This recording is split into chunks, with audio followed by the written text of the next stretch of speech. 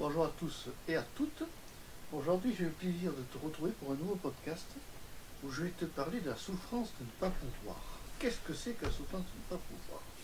Concrètement, quand tu es valide, tu peux faire tout ce que tu veux. C'est-à-dire que tu peux faire du sport à l'aise et décontracté, tu peux tomber sans risque de te bousiller en morceaux, tu peux voyager, tu peux vivre une vie dite normale, c'est-à-dire te distraire, t'amuser, sans avoir d'effet secondaire douloureux par rapport à ton corps.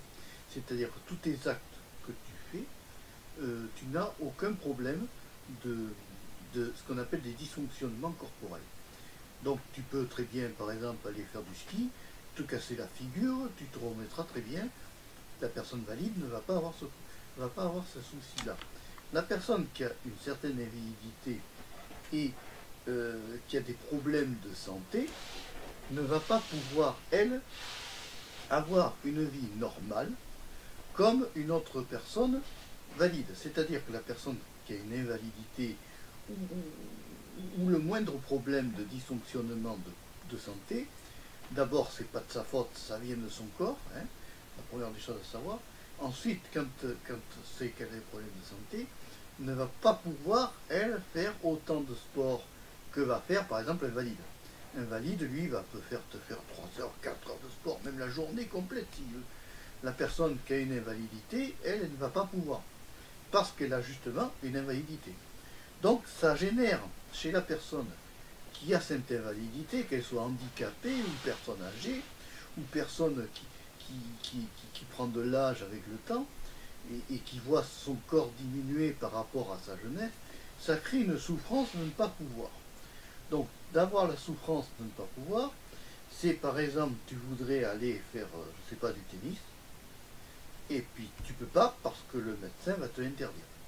Ou tu voudrais aller faire, je ne sais pas moi, aller faire 4 heures de marche d'affilée, et puis tu peux en faire concrètement à peine 1 heure, et encore 30 minutes, des fois, parce que tu as une douleur à la hanche, parce que tu as ceci, parce que tu as toujours un élément dans ton corps qui envoie un signal d'alarme qui t'empêche de pouvoir faire les choses.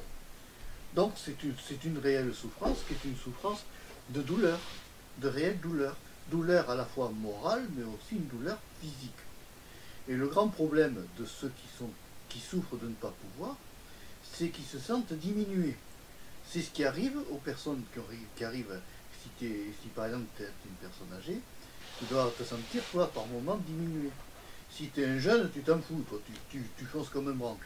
Mais la personne qui avec l'âge, voit que ses capacités physiques diminuent, peut mieux comprendre une personne handicapée qu'un jeune de 14-15 ans qui va faire le dingue dans les bois ou va faire le dingue avec sa moto et qui ne va pas réfléchir aux conséquences des choses et qui ne va pas ressentir, elle ne va pas avoir le même temps de récupération par rapport à la douleur que celle qui est déjà en souffrance et qui subit. Donc c'est ça la souffrance. La souffrance de ne pas pouvoir, c'est aussi quand tu vois par exemple que tu veux faire quelque chose, tu veux par exemple attraper un objet, c'est tout bête ce geste. Mais il y a des personnes, à partir d'un certain âge, il y a des personnes âgées qui ne peuvent plus le faire, ou parce qu'elles tremblent, ou parce qu'elles ont des médicaments qui amènent à des tremblements, ce qui leur donne une certaine invalidité, ou la maladie comme l'arthrose, qui est un gonflement des articulations, hein, qui est une inflammation chronique, l'arthrose, qui fait que quand la personne plie les doigts, eh bien, elle souffre et elle n'est pas bien.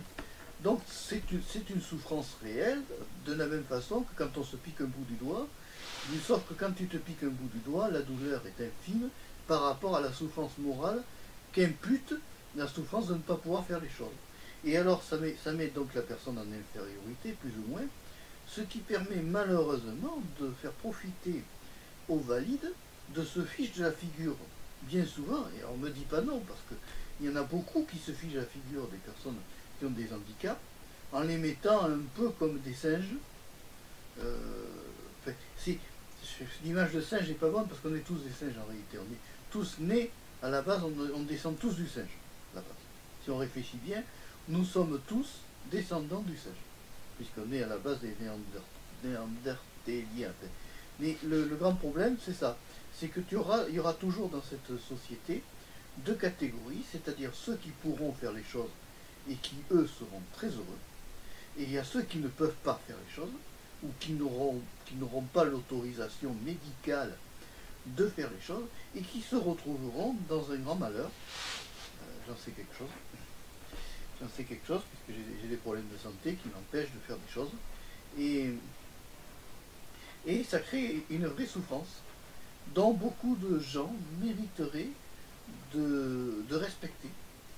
Et de ne plus se ficher de la figure des personnes qui ont des handicaps, parce que c'est totalement inadmissible. Parce que, il ne faut pas croire, le valide, lui, allez, il va au ski, il se casse la figure, un petit tableau simple, il se pète le col fémoral, dans la chute. Mais ça y est, il est bloqué pour un moment, il est bon pour les béquilles pour un moment. Donc, si tu veux, la personne qui critique celle qui a des incapacités, et puis concrètement, à tout moment, une rupture d'anévrisme, ça y est, le mec, il est légume. Donc, si tu veux, il faut respecter quand même ceux qui sont moins valides que nous, et il faut aussi respecter ceux qui ne peuvent pas faire les choses, sans dire, ah, mais tu vois, celui-là, parce que j'ai déjà entendu ça, moi, tu vois, celui-là, c'est un andouille. Non, c'est pas parce qu'il ne peut pas faire les choses qu'il est idiot. C'est qu'il ne peut pas. Quand on peut pas, on peut pas. Donc concrètement, c'est pour ça que je fais un peu des podcasts, parce que l'avantage du podcast, c'est que ça permet de parler à des discussions, c'est un peu un monologue, mais enfin, c'est pas grave. Il n'y a qu'à réagir dans les commentaires, du reste. Tu n'as qu'à réagir dans les commentaires ce que tu en penses, toi, de ce que je te dis là, parce que toi, tu es peut-être celui qui regarde là cette vidéo, là, actuellement, que je te vois pas, moi. Moi, je parle à une caméra qui est très fidèle, tu vois, sa caméra. Mais bon, donc si tu veux, tu es peut-être dans le cas, toi aussi, que tu veux faire des choses, et puis qu'avec le temps et l'âge, tu peux pas. Donc tu dois la connaître, cette souffrance de ne pas pouvoir. Donc voilà, c'était juste c'est un podcast pour mettre en avant des choses que certaines personnes sont nées avec un capital de santé formidable. Si tu as la chance, toi, si tu es un jeune, tu as la chance d'être né et de ne pas être malade, de ne pas avoir de problème de santé, de ne pas avoir... Eh bien écoute, fonce dans les études. Fonce dans les études, fonce et fais-toi créer, pense à ta carrière, pense à ton avenir d'abord. Parce que de toutes les façons, si tu étais malade et si tu souffrais du matin au soir, tu souffrirais de ne pas pouvoir faire les choses. Donc si tu veux éviter cette souffrance qui est horrible, c'est horrible, j'en sais quelque chose. Bon, je peux parler parce que j'en sais quelque chose. Je suis une personne malade et handicapée. Je peux parler. Donc si tu as cette validité-là, mais mon gars, mais fonce. Ce n'est pas en créant, ce n'est pas en faisant, tu feras le monde de demain par l'intelligence et l'instruction. Ce n'est pas en faisant des bêtises que tu te feras remarquer. Oui, tu te feras remarquer, oui, tu finiras en tôle. Voilà. Ceux qui font des bêtises, ils finissent ou chez le directeur quand ils sont à l'école, ou ils finissent en tôle. Voilà. C'est la dure loi de la vie. La vie est faite de telle façon à ce que il y aura toujours, malheureusement, les forts et les faibles. Mais il faut que les forts respectent en totalité les faibles.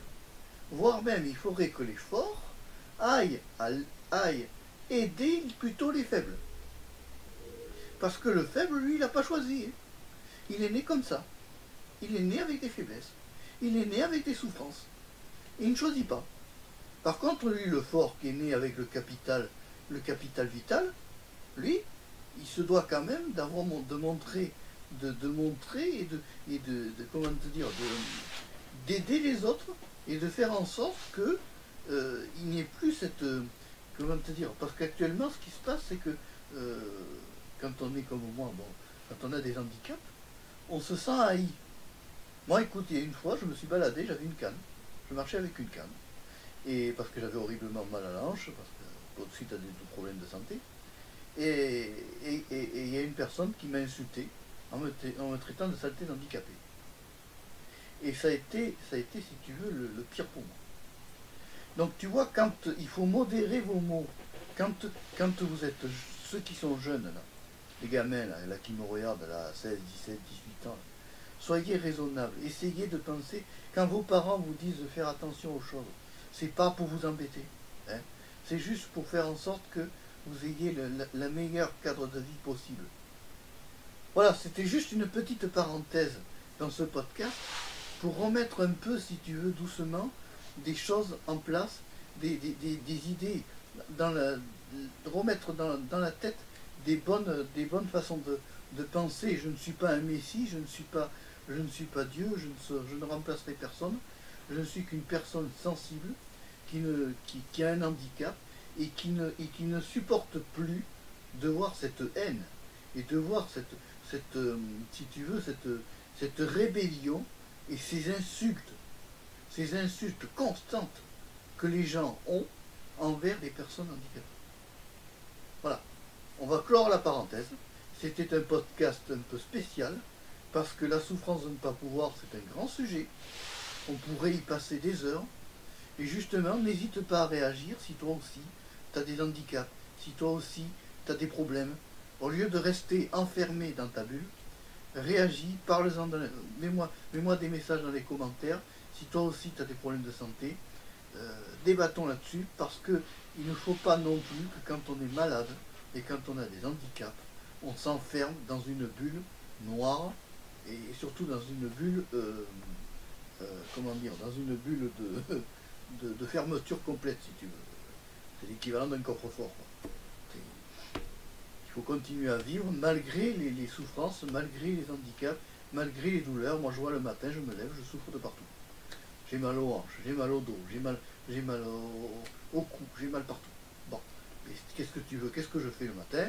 Je me lève, je prends mon anti-inflammatoire, je fais mes séances anti-inflammatoires avec ma magnétothérapie. Ça, tu vois, c'est constant. Et c'est ce qui m'aide, moi, un petit peu. Un petit peu. Faut dire que ça apaise quand même les douleurs. Et quand on apaise les douleurs, on ouvre l'esprit. Voilà. Alors, ça sera la devise et la fin de ce podcast. Quand on apaise les douleurs, on ouvre l'esprit. C'est la meilleure image que je peux te donner. Et évite-toi, c'est juste un conseil que je te donne si tu ne veux pas avoir de problème, même pénal, parce que ça va jusqu'au pénal. Hein. Tu sais que quand tu insultes une personne, par exemple, tu insultes un handicapé, c'est un outrage. L'outrage, c'est une infraction, qui est une infraction à l'article 433.5 du Code pénal. L'article 433.5 du Code pénal, tu vas sur Légifrance, tu regardes la section, tu tapes article 433.5 du Code pénal, tu verras que l'outrage, c'est les gestes, les menaces, les paroles. C'est tout ce qui peut imputer une personne. C'est une très forte amende. Si la personne porte plainte contre toi, elle gagnera, parce qu'en règle générale, les forces de l'ordre sont de son côté. Voilà, je close ce podcast là-dessus. On va finir sur une autre gaie, en se disant que de toutes les façons, la vie est ainsi faite. Il y aura malheureusement toujours des gens qui feront des bêtises, et il y aura toujours des gens qui essaieront de corriger ça. Voilà. Si tu as aimé cette vidéo, n'hésite pas à mettre le gros pouce en l'air, ça me montrera qu'il y a quand même des personnes qui sont un peu conscientes et qui respectent les handicapés. Mettez le pouce en l'air si vous respectez les handicapés. N'hésitez pas à vous abonner à ma chaîne YouTube de Marc Péchéo 3, parce que c'est gratuit. Ça sera le plus long podcast, mais c'est pas grave, il fallait que je le fasse.